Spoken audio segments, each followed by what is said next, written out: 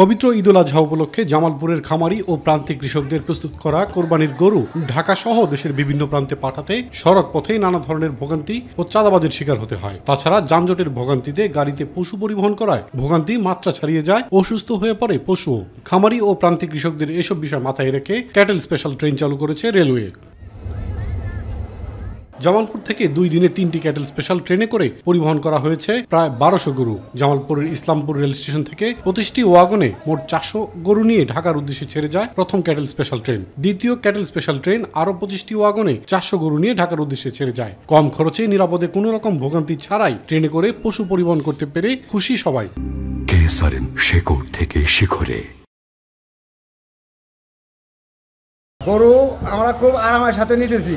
23 বছর মাহাত এই ওয়াগেন পাইছি 3 বছর হয়, 2 বছর চলে গেছে আর এই বছর 3 বছর ধরে ওয়াগেন। এর আগে গরু টাকে গেছে, টাকে গরু যা খুব ঝুঁকিপূর্ণ। আমার ট্রেনে গাড়ি নেওয়া বলা ঢাকা সাধারণ আমি যাই এলে নাড়ি না আগে তো আমার ভালো টাকে তো ভালো ঢাকা পর্যন্ত আমার খুবই সুবিধা।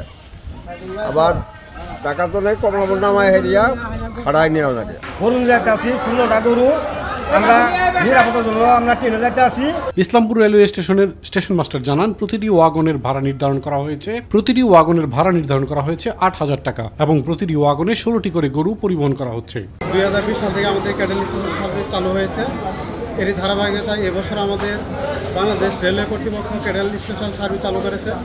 এবছর আমাদের টোটাল 3টা গাড়ি যাবে, প্রত্যেকটা গাড়িতে 25টা করে ওয়াগন থাকবে এবং সবগুলা 75টা ওয়াগনে আমার ইসলামপুর থেকে বুক করা এবং এগুলো সবগুলা ইসলামপুর ঢাকার উদ্দেশ্যে রওনা করবে। ইলিয়াস কমল, মাই টিভি।